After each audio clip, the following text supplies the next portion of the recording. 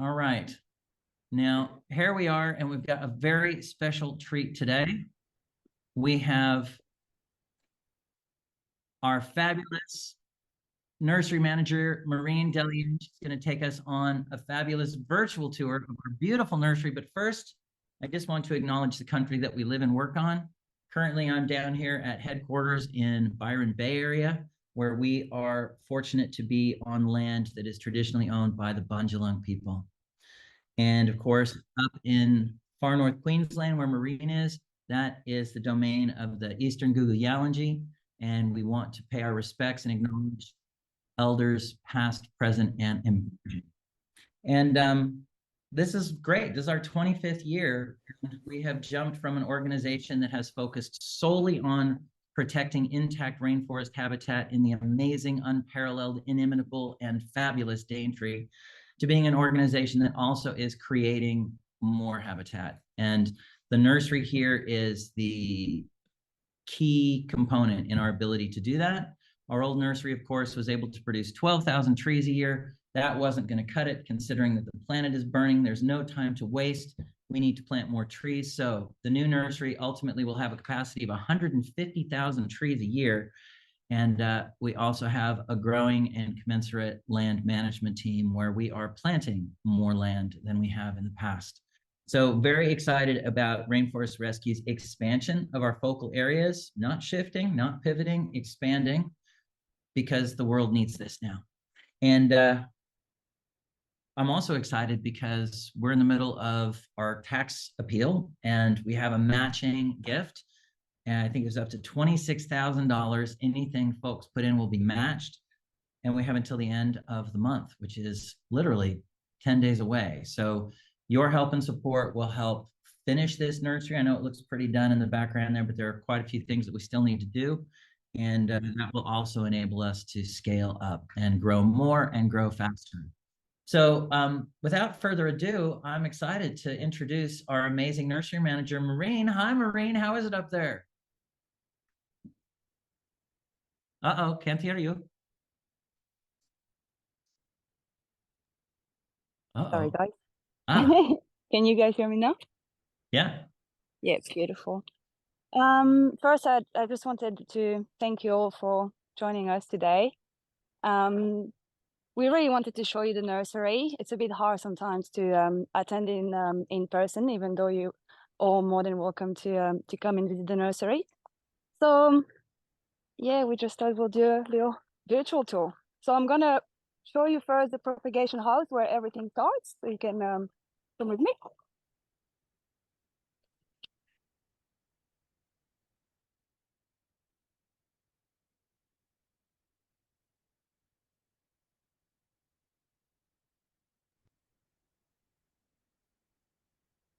So here we are in the very first stage of our nursery work.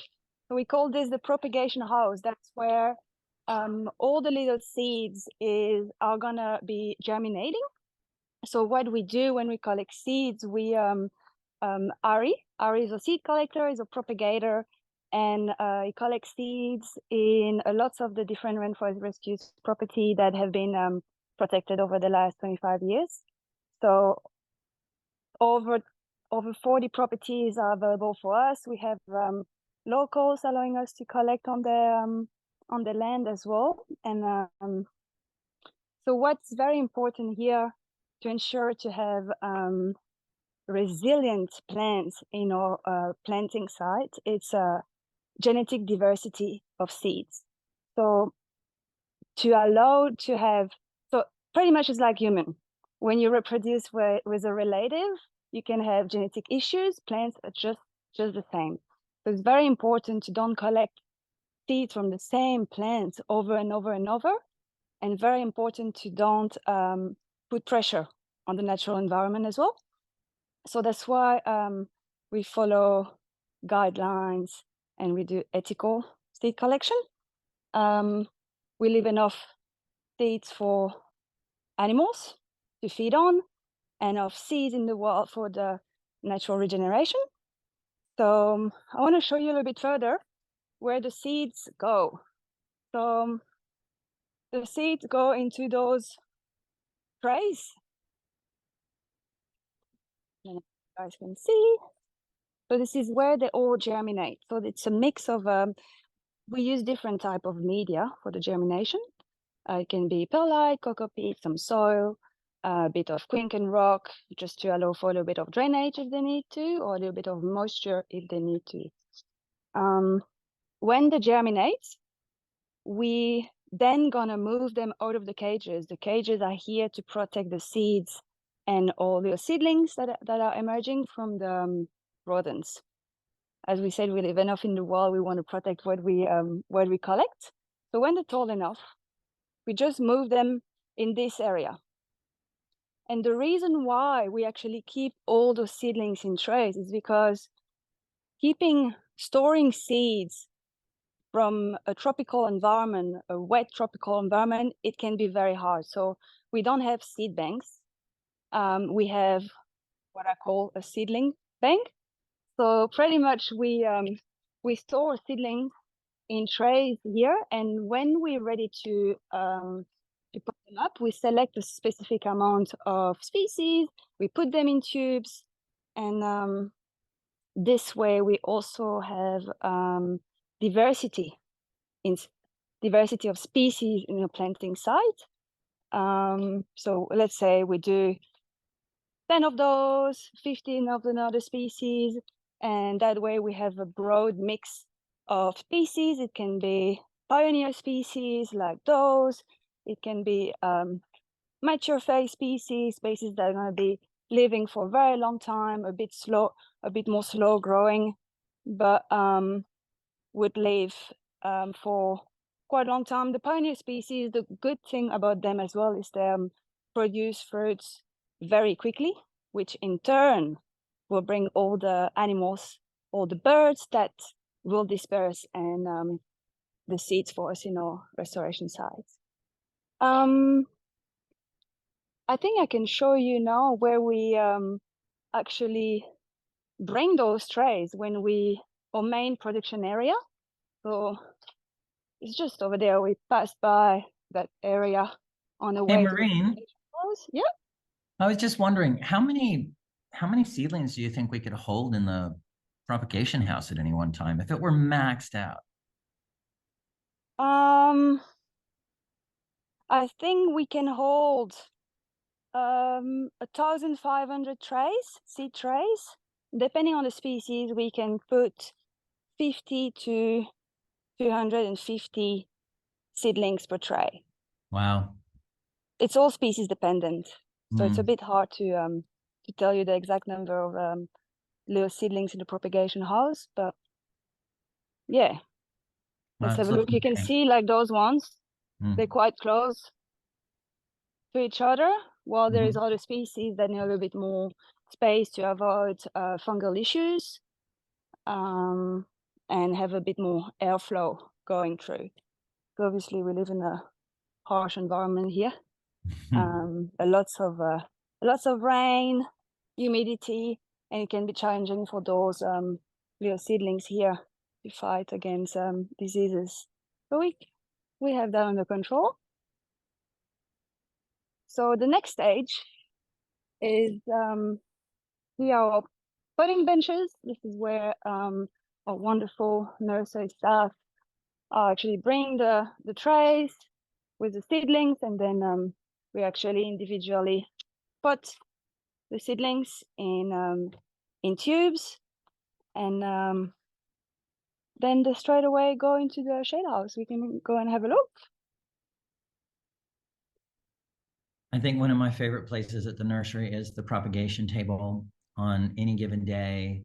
Not today, but when I was up there last week, it was really fun. I was sitting at the table working, and there were 5 rainforest rescuers, 2 volunteers, potting up hundreds and hundreds of plants. And it's just fun. People are having a good time together. Yeah, it's lunchtime now, Branden. So as I was saying, when we finish potting the seedlings, we bring them inside here. So here it's called the shade house. We designed the shade house so we have overhead irrigation system over the plants, and then where we are here, it's a 50% shade. And then as we go further toward the end of the shade house, the shading of the shade cloth, it actually changes. It goes to 30% shades. And this is simply to give a little transition period to our seedlings before they reach full sun outside. Because in summer, the sun can be very harsh, and we realized that at the old nursery, we had seedlings that could be burned by the sun. So we decided to avoid having so much of a shock and protect them, it's like a complimentary service that we give to the plants. So what we do as well is here we have those Melicop elleriana. So this is the favorite food of the Ulysses butterfly. So you could see that we pot them only every second cells. Again, it's a cultural control that we do here to avoid having too much fungal issues, more airflows, more light, more water. So healthier and happier plants. And so really here inside the shade house at the moment, and you can see maybe a little bit further over there, there is it's not totally full, but we already at 21,000 plants inside that shade house. So it can hold a fair bit of seedlings. You can see those ones. It's called the brown gardenia. Beautiful little white flowers. A little bit further here, we have what it's called Cananga odorata. You might have tried ylang ylang essential oil. This is where it's coming from the flower of that plant, and it's a native to the area. So as we go a little bit further inside the shade house, as I mentioned, here there is a bit more light, and the plants have 30% shades. We have beautiful fan palms here.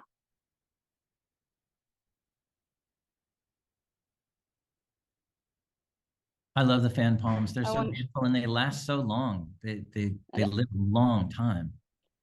Yeah, they're really iconic species as well, for tropical environment. I want to show you something special. I hope it's not gonna cut internet for us, but here we have black beans. So what we do, I was telling you that we actually usually propagate our seeds in trays in the propagation house. This is something different here. So what we do, we actually put the seeds straight away in a pot, because the root system, so there is a very extensive tap root, and before the seedlings even germinate, the root has reached through the whole pot. So to avoid having some root disturbance, we put them straight away in tubes, and they're starting popping up, as you can see. This is them. So yeah, the growth rate as well in the tropic is insane. So all our native plants are growing very fast. Unfortunately, in the field, weeds are growing very fast too. This, it has been sown less than a month ago. That's the size of some species growing. And you can see the taproot I was mentioning before. Yep. So after this period of 30% shades, we decide, depending on the species, we decide to put them outside in an area called the hardening area. So I'm going to show you that place. Is probably one of the most important area in the nursery, and I'm going to explain you why. Here you have, just want to stop so quickly just to show how pretty those ones are. That's bleeding hearts. They are beautiful. You know, the black beans, I was speaking with Richard Burchell a couple of weeks ago. Richard Burchell is a Yalanji elder and culture keeper. And he was talking to me about the black bean and what a significant culturally just essential tree that is for the Yalanji. And they use it for so many different things, extremely hard wood, everything from boomerangs to spears, to whatever they might need for building anything. But a lot of cultural significance, and they're such beautiful trees when they get going. Yeah, they're magnificent. Eh?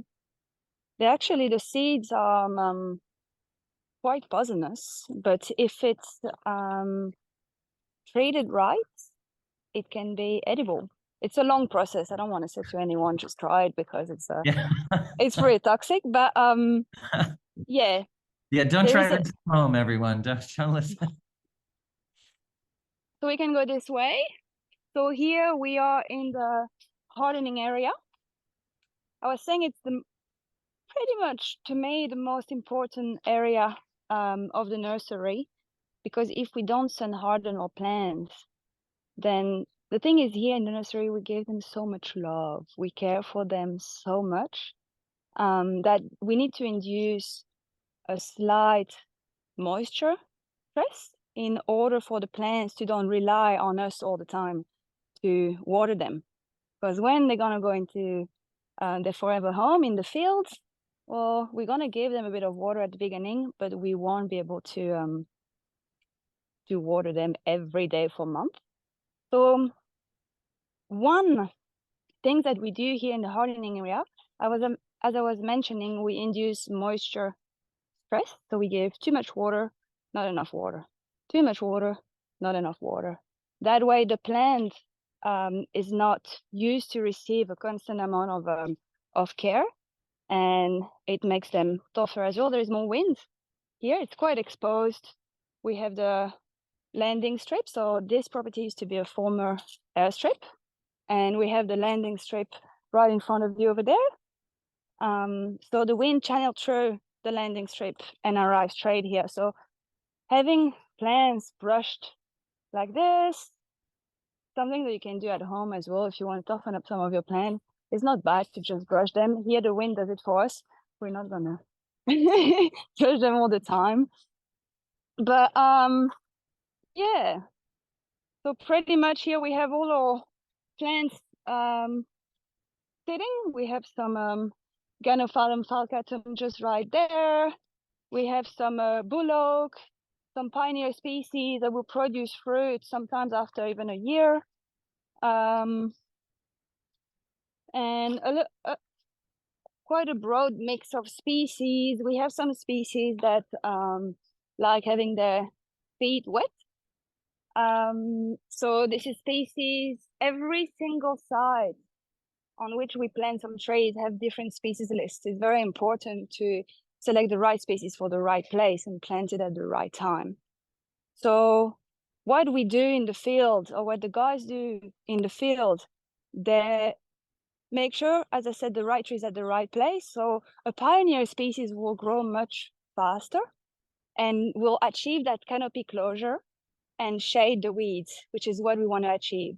They're gonna as well provide some shade to the species that are understory trees that in the rainforest, in the natural environment, needs to be shaded to grow.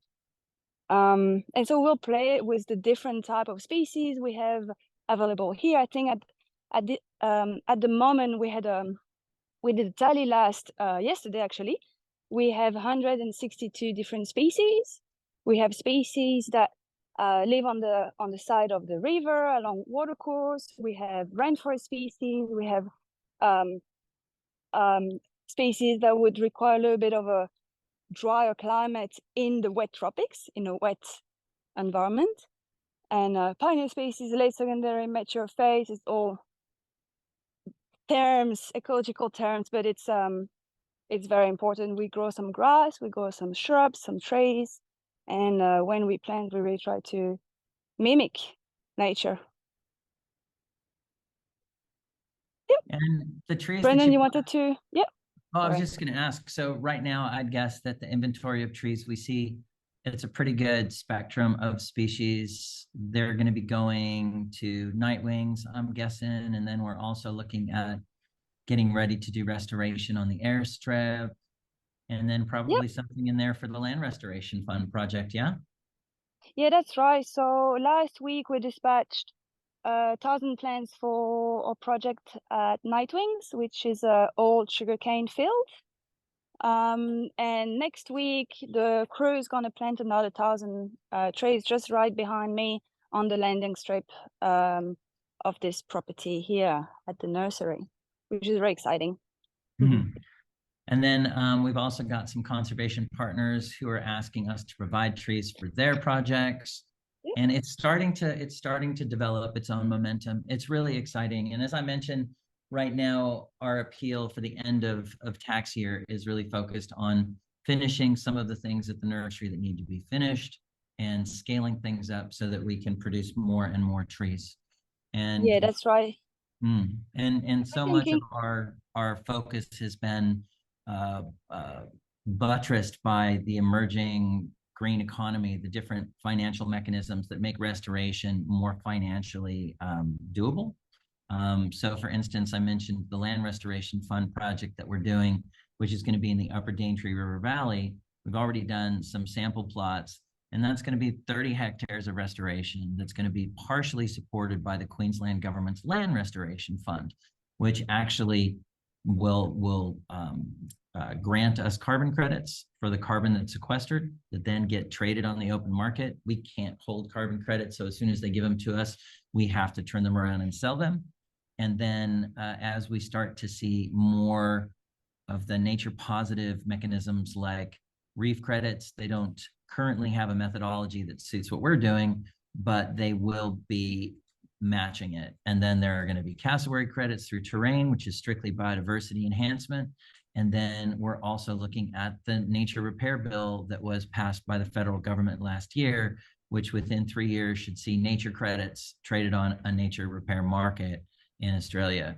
So the nursery is part of this broader intention and strategic focus to help promote restoration in the region, to create more habitat for the rare and threatened species of the Daintree, particularly now more important than ever since the Mossman sugar mill has closed. You're going to see a lot of cane growers wondering, what do we do with our land? We want to be able to help them make those decisions to move forwards in nature positive directions.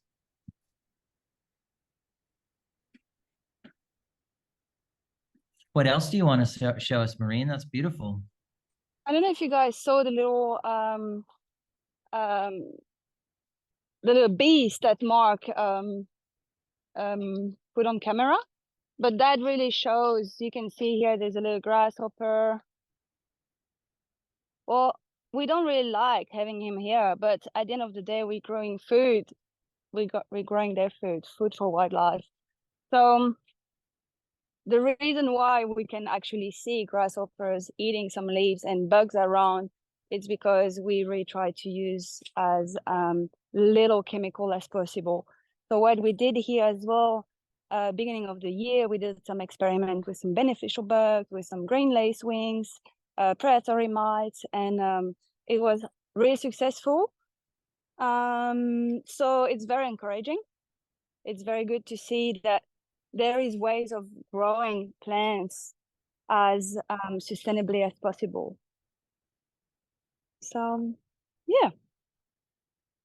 Is there anything else you guys would like to? Well, that's awesome. I'm just having a look.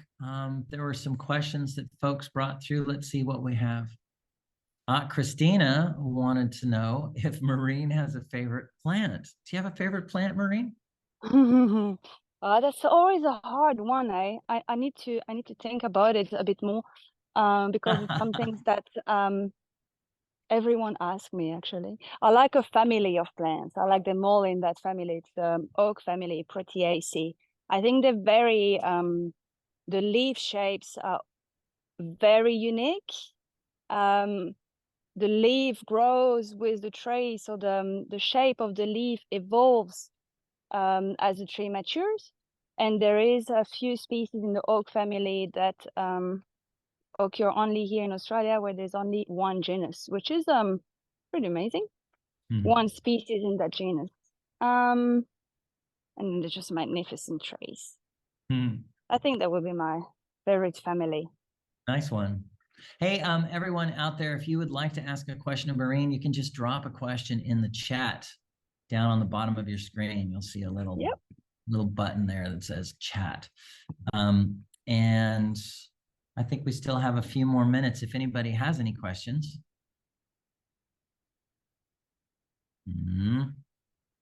Questions? I'm sure everybody wants to know how we're doing on our appeal, right? That's the main question that everybody wanted to ask that just was afraid to. You'll be excited to hear that we are at $227,000 towards our goal of $350,000. And that is going to help us finish and scale up the nursery. And as I mentioned earlier, until June 30th, your gift will be matched up to $25,000. So that will give you a little extra incentive to support Rainforest Rescue as opposed to giving it to the government. What are they going to do with it? And it's going to be matched. So basically doubling the value of your investment in this nursery, in restoration, in the oldest rainforest on the planet, providing jobs, providing meaningful jobs, and boosting the local economy. I mean, it's an economy that's been dependent upon agriculture and tourism primarily. And the agriculture that you're seeing with basically the death of sugarcane, what's going to be left is either innovative multi-cropping that may come on board. I certainly hope so. It's not a bad way to do things, and it is not as damaging for the environment as, say, sugarcane. But then I think a lot of farmers are going to try to shift over to cattle. And cattle is not good for the environment. They compress the soil. Of course, we all know about cattle and methane. So less cattle, the better. And it's not a particularly great environment for them anyway. Very hard on their hooves, soft ground, lots of water.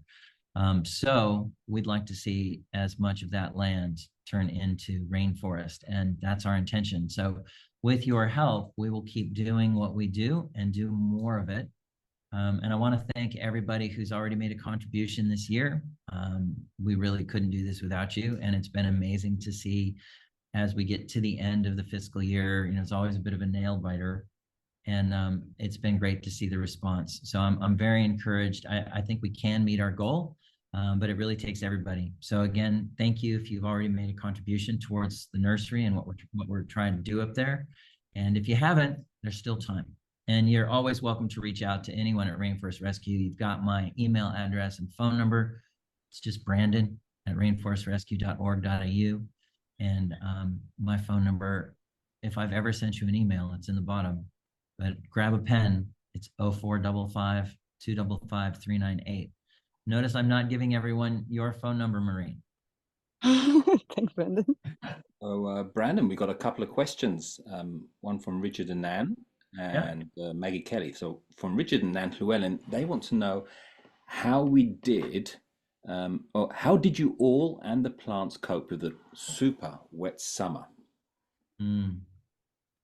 Well, we'll start with the nursery. We got extremely lucky, and we prepared the site very well as well. So we protected a lot of our species, and some others we couldn't protect them all. It was pretty amazing. 2 days after the cyclone, they were still standing high and proud on the benches. We had very minimal losses. There is drainage to be improved here at the nursery to cope with the amount of rain that we could potentially get in the future. Not excessive flooding, a bit of erosion on certain sites. Our land management team experienced a little bit more of a harsh aftermath, I guess. At Tranquility, a lot of our species, a lot of our newly planted trees got completely wiped out under, I think it was a meter of water and what's now remaining and silt. So lots of that, but I guess that's the reason why we do what we do. We restore ecosystem, we restore land, and it just has to push us to keep going. So otherwise, yeah, we got really lucky. The staff here, unfortunately, we have Millie. She lives in captive relation. There was a lot of landslide in the area, and yeah, she was isolated there for a few months, which probably yeah, that was pretty crazy. Lots of people had lots of flooding in the house as well. Landslide going through houses here. It was, yeah, pretty terrible.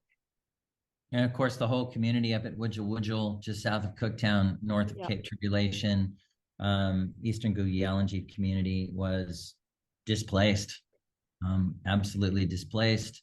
And they're just now starting to get people back on country up there.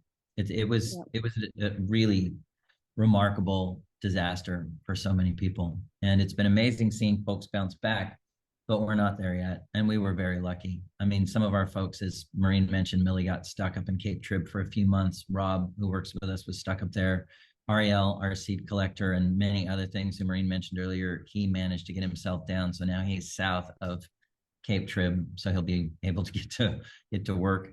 And then Alan and Barbara, who've been volunteers with Rainforest Rescue for so long, their house was flooded. They escaped at 2 o'clock in the morning in a canoe as the water was up to their chests. And of course, Hayden, our land manager, his house flooded up to the second mezzanine, and that's just getting sorted out now. So personally, staff-wise, it was a real ordeal for many folks. It's coming good as far as the nursery is concerned, and our plants were very lucky.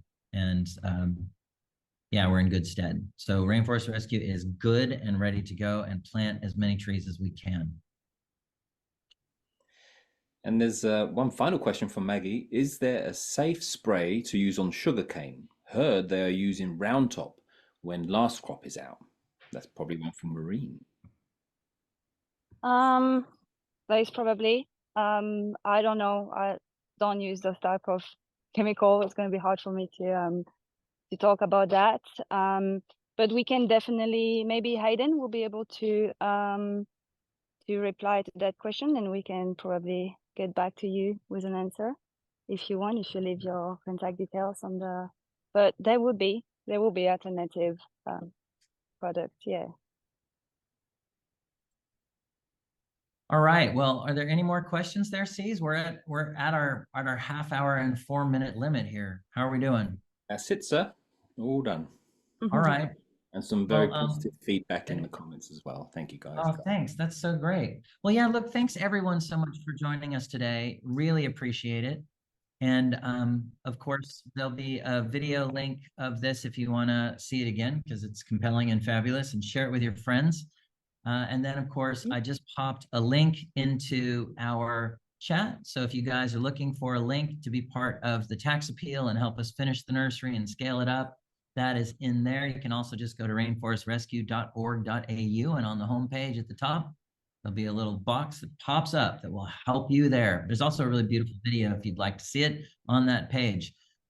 This is also for those of you who've got a smartphone in your hand and you're like, wow, I really like QR codes. You can take a picture of that little sucker there, right? And it will bring up a URL and take you to the same place, rainforestrescue.org.au and /thrive. We'll get you there. And without further ado, I just want to thank everyone for coming. I think this was the best attended webinar we've ever had. It's been a real pleasure. And Maureen, thank you so much. And Mark, thank you so much for making it happen up there with the wonder that is Starlink. Amazing that we could share this today. Thank you.